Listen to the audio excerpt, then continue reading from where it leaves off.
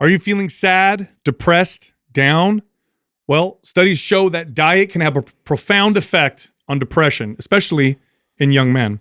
So I just read a study where they took young men who were clinically depressed, and all they did was change their diet. And they saw significant improvements in depression from diet. Now, this is not shocking to us. I've seen this happen time and time again with clients. But what are the big three? Diet, exercise, relationships? Diet, exercise, sleep, and then you could put relationships. Okay. I thought big three was relationships. Yeah. I mean, if you look at the studies on exercise and depression, it has profound effects. Okay, diet is now showing profound effects. I mean, you combine the two, it's like, holy cow. Now, when you say sleep, is that if sleep is just madly disrupted, but if your sleep is relatively good, yes, that wouldn't make the top. Yeah, like if you have a good diet, going from a good diet to another good diet, it's not going to have an effect on you, right? But these were people who, so if you're depressed and you have a bad diet, if you eat the standard American diet, heavily processed. Is that what food, it was that was in the studies that they they all attributing it to? Yeah, they all ate poorly. So the researchers put them on the Mediterranean diet,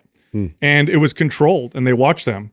And they saw significant improvements. And at the end of the study, the young men were like, we like this and we want to stick with this diet. That's how great this is. And the benefit, the value of this is the side effects are you get leaner, you're healthier, right? Unlike other pharmaceuticals where side effects can include things like sexual dysfunction, weight gain, other potential effects, lethargy or hypomania or whatever. That's not the case with diet. The side effects are all good stuff. Yeah, positive side effects. Exactly. And then the effects don't wear off. With medications, oftentimes you find that starts to happen. With the diet, I bet you if we continue to follow these young men, the ones that stuck to eating a healthier diet would notice better and better effects as it continues to go on. Have any of you battled with depression? Ooh. I mean, I've had periods of time that were challenging, but I don't know if you would call that depression. I mean, only you can answer that. Yeah, I guess. Do you think so or no? Battled with it? Probably not. Well, I mean, I struggled with it, overcame it, dealt with it, period. It doesn't have to be, you don't have to, it doesn't even be crippling. You mean, have I ever felt depressed? Or? Yeah. Have you? Oh, yeah, sure. sure. So you have? Sure, from life circumstances, for sure. And can you recall that time in your life and then what got you through it? Oh, and how long were you in it for? Oh, it was a while. I mean, after I had somebody close to me die, I had, and obviously I went through a divorce, which was really, really challenging. What helped me with people around me, exercise, and then consistency with my structure. So like I didn't allow, or I tried not to allow my structured day or my responsibilities to fall apart. So I tried to stay on task, which helped provide kind of structure. But it got better because I think it was situational. There's people with like chronic depression where it's not necessarily situational. Like everybody gets sad if someone dies. That's normal. But like, what if you're just sad? Yeah. And there's nothing really happened. I think that's where it gets really challenging. I don't know. Yeah. I was trying to think about that. I think for me, it's more like I didn't realize it, but like looking back, you're like, oh, wow, those are total signs of depression. Like for instance, just always wanting to be in bed and sleep, like sleep an excess amount of time, true, longer than, I should have, instead of getting up and like being productive and going hanging out with my friends. I'd isolate myself away from my friends and would just sleep. Was this when the Spice Girls broke up? Stupid. Seriously, yeah, Sporty Spice, man. What was it that hit you? It was just being away from my comfort of here with family, friends, and like my entire environment here. Oh, that's when you left for college? Broken up, yeah. And then I was in like, I was just, a lot of uncertainty out there for me, and it was like freezing and like, you start like piling on a lot to like whatever situation that's tough that you're in, and then I just let it sort of spiral to the point where I was just like, it was starting to affect me physically. But yeah, I had to just get out there, get as much sun, and you don't get as much sunlight as well during the winter in Chicago. So yeah, it was just all a combination of all those things, but getting back into better food and relationships and like hanging out and like forcing myself to go like, outside my comfort and hang out with people that I didn't know, really kind of pulled me out of it. But yeah, that and exercise, of course. Adam, you said it was when you lost your first house, right? Yeah, but you know what? I can totally relate to what Justin said. Was a lot of that's hindsight. When I was in it, I didn't know that. That's a good point. Yeah, I didn't know it because I didn't think of me as a person like that. I definitely was not ever someone who was like feel sorry for himself. Had enough stuff that I went through in the past that I didn't make that connection right away. I had a lot of the symptoms that Justin was describing, where it's like I just wanted to lay around. I love working out. I didn't have motivation to work out. I love basketball. I didn't have motivation to play basketball. I was in a negative mood. I was constantly replaying this, like, I can't believe up until that point. And so for the audience that doesn't know this, like, I had built up this thing about, coming from not much, right? As far as, generational wealth or help or support financially. Like, I didn't have much or any. And a huge goal of mine was to, get to a place where I could buy my own home. And to me, when I was a young teenager, early teens, to me, that was as far as I could see, was like, that's the pinnacle for me. Like, my family doesn't even own their own home. If I can get a career and a job and save enough money to own my own home, like, that's the pinnacle. And I reached that relatively early. I was only, 21 years old when that happened. And, from 21 to 27-ish, I would say I was on top of the world. And then the big correction happened. And the part that was really hard for me, and why it was interesting, why I went through the depression, was because I chose to short sell it. I actually had a good job. I could afford to make the payments, but it was advised to me by my best friend at the time, who was in the mortgage industry. And what he was telling me is like, bro, we bought at the peak. You've got, your house is going to, I had pulled out one time and paid my car loans off. So then I pulled like another $80,000 out of the house. So I was upside down by over 100K by this time. And he says, listen, everybody's going to be everyone's going to be losing their house. It's going to be a slap on the wrist. It's going to ding your credit, and then you'll rebuild it back. And that I wrestled with that for months. I held on, said, no, I don't want to do it. I don't want to do it. And then the market just kept doing this. Yeah. And so I was just watching myself lose equity. And then finally convinced and he had all the tricks. I literally actually lived there. I don't know if I've ever shared this with you guys. I lived there for 2 years, mortgage free. So I stacked a ton of cash. It was the right decision to do that. Yeah, it messed my credit up, and that took me a good 5-6 years to like rebuild that and fix that. But the thing that happened that I didn't see was how because I had identified so much. It was such a big deal. Yeah, it was such a big deal to me. And I made it such something that isn't that big of a deal. When I think about it now today, and where I've come now, I'm just like, that means nothing. You know what I'm saying? It's not a big deal. A lot of people can have a house. It doesn't really mean that much, right? Sure, it was a big accomplishment for me in my life and so like that. But I had identified so much with that, and I also identified with someone who was. Up to that point, I had never missed a payment. I'd never had a late fee. I'd never had bad credit. I had impeccable credit. When did you realize you were like, oh shit, I was depressed? It wasn't until years later when I look back. When I look back at that moment in my life, it lasted for like 6 months of that feeling of just not being able to kind of get up and do shit, not feeling motivated to do the things that I love to do. I know there's like a clinical period of time, like, because there's like what they would consider normal, healthy, like you're sad, depressed, right? Like something happens, you lose your job, you lose a family member, friend, relationship, whatever.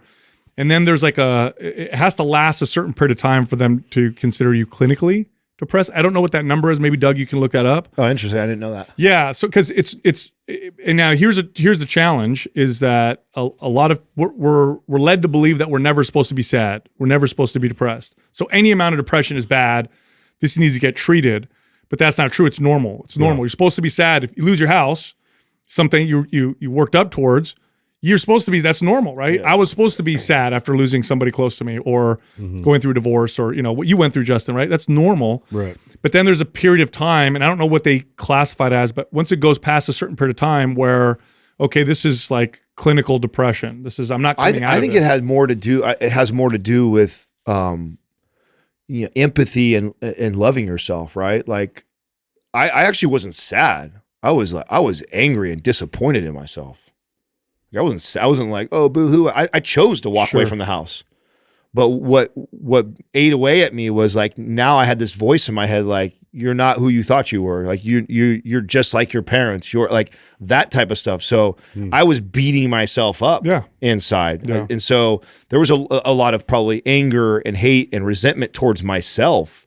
And what really snapped me out, this is why another reason why I'm so drawn to health and fitness is because it has a sneaky way of teaching you how to love yourself, right? And to be empathetic and understanding and like you ain't gonna grow unless you're uncomfortable. Let's be honest. Right. That's just the bottom line. Right. So wow, look at this. I did not know this. So Doug brought up, I guess, a diagnosis of major depressive disorder means you have felt sad, low, or worthless most days for at least 2 weeks.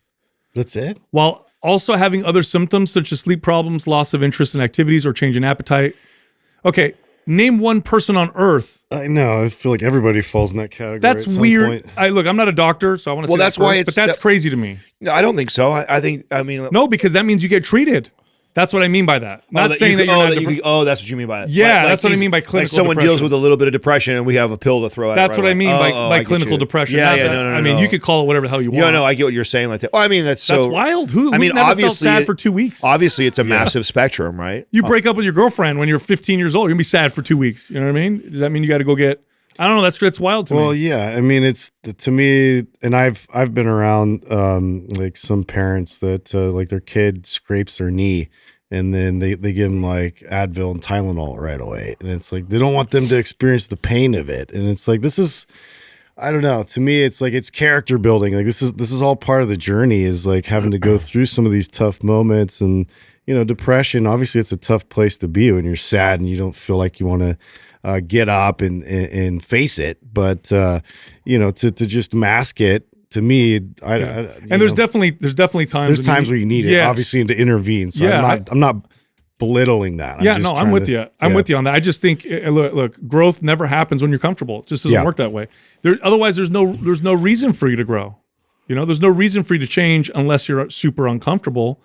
And that's what because when you look back to those moments that were hard, I bet you it was some of the biggest growth we all went through. What is that? Transformative for me. What's that great proverb? I know I heard Tom Brady tell it before. I've heard it several times before. I think it's a Chinese proverb where, Doug, do you know this one where he tells a story about his son who's supposed to go off to war? Oh, maybe you can find that, Doug. His son falls off the horse, and then and somebody goes like, "Oh my God, so sorry for his," and he says maybe, or he goes maybe or perhaps, or something like that. Perhaps or something like that. I mean, that's such a great proverb for that, and I think that's really what moved me out of it. Eventually, was it actually ended up creating more opportunity. I saved more money. It did end up benefiting me in the long run. Temporarily, I went through this period of time where there was depression, and it's like, and what it really taught me was a lesson that I had already knew before, which is that like it really does depend, and there is opportunity in every situation like that, and to reframe anything that I know. So if I am now when I'm faced with these moments in my darkest of times or biggest struggles that I've had since that period of my life, I always have this ability now to kind of reframe that situation and be like, oh, where's the opportunity here? Mm-hmm. That's what got me through the testosterone thing, because that was the second time that I'd experienced anything that I would consider. And that was hormonally induced depression. Which now to me, that was it was uncontrollable. The other one was controllable. Yeah. If I had better disciplines, I did this. This is like, oh, this kind of physiology. You're doing. Like that. I'm physically feeling that way, but still, because I had gone through it before and I had a different attitude going into it, I reframed it. And remember what happened? I told you guys like, oh, here's a great opportunity. I'm gonna get back in basketball. Then I tore my Achilles. Right? I was like, fuck. You know what I'm saying? But actually, what am I supposed to learn here? Take this away from me. Right. I got back into reading really big and heavy again, which of course is, always benefited me when I do that. And so, it was like, oh, I think this is the direction. No, this is not it. Oh, maybe here's an opportunity here for me. And so, did you find it, Doug? Yeah, Andrew found it. Can you read it, Doug? Sure. Is it super long? It's a little long, but not too bad. It's worth it, though. It's good. Okay, so it's a parable, it's a Chinese parable, and had one of his horses run away. But one day later, the horse returned with 10 other horses. So what started as an agricultural tragedy turned into a positive. The farmer now enjoyed abundance of riches thanks to his runaway horse. Later, the farmer's son falls off one of the horses and breaks his leg. The community originally treats the boy's injury as catastrophic, but then Chinese rulers started drafting young boys to go off into war. The boy was unable to serve because his leg was broken. The farmer's neighbors changed their outlook and began to view the boy's injury as a blessing, but the farmer, who always kept a level outlook, wouldn't go there. He just said maybe. And this article doesn't really have the whole thing. Yeah, this is actually not a good way to tell it either. So Andrew can do it for our YouTube audience. If you clip out of Man in an Arena, there's a clip, and you can probably find it on YouTube, of Tom Brady telling, and he tells it from the perspective of the people saying like, "Oh my God, That's it's so great," bad," or and "That's sad." And then the farmer says, "Depends." Yeah, or, the story I heard is like when the horse ran away. Oh, that's a horrible thing happened. He said, "Well, maybe." Maybe, And then the yeah. horses come back, and it's that's a great thing. Yeah, He goes, maybe. Yeah. And then the son falls off, breaks his leg. Oh, that's a horrible thing. Well, maybe. Yeah. And then he doesn't get drafted. So that's his attitude throughout the Yes, entire. that's thing. how I've heard Yeah. that's how I've heard it told to me before, and I think it's just it's such a powerful story when you think about that, because my life has been that way. And when I look back now and I reflect on the most challenging, the darkest, the most depressing times, all the above, those have led to the most prosperous, best times, largest bits of growth, most successful times in my life. So right before, it's the worst is when it gets the best. And so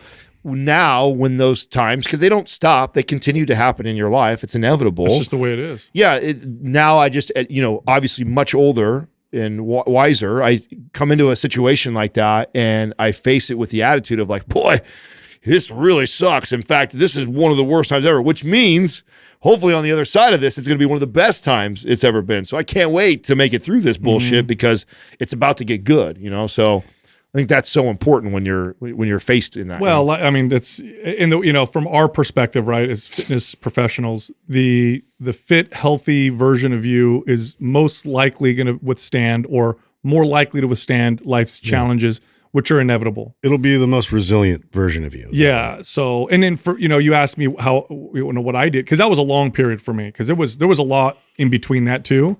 And the death of someone close to me and the divorce happened within couple of years of each other. And there was more stuff in between that, right? So it was like a 4-year period. It was really, really hard. But maintaining my structure, maintaining the stuff that I did during the day, going to work, maintaining my workouts, even though they weren't great workouts, they were just, I'm here taking care of myself. It kept that structure, and it kind of kept me trudging forward, moving forward. And in looking back, there was growth that whole time. It sucks. It definitely sucked, but I think that's an important part of all of this. And again, the study shows diet has a profound effect on this kind of stuff. Exercise too. So think about the most challenging time in your life, and then think about how you would handle that being unhealthy and unfit versus how you would handle that healthy and fit, and which version of you is most likely to handle. Because the other side of this, Adam, is when you're in these tough moments, sometimes you don't want to face it. And so what do?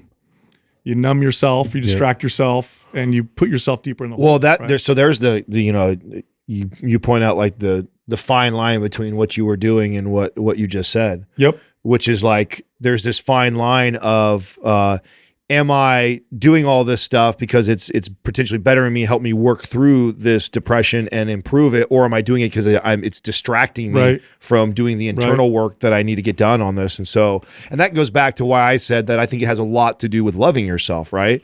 Like I had to forgive myself over that, and then also remind myself like that isn't who you are. Because you had a bad credit score for 4 years of your life. Yep. Like that's not who I am. You know what's funny? I was just on a podcast where this guy interviewed me, and he goes, there was a quote in the resistance training revolution where it says, exercise not because you hate yourself, but because you love yourself. And he goes, some people hear that and that doesn't make any sense. And you just said that you got to love yourself.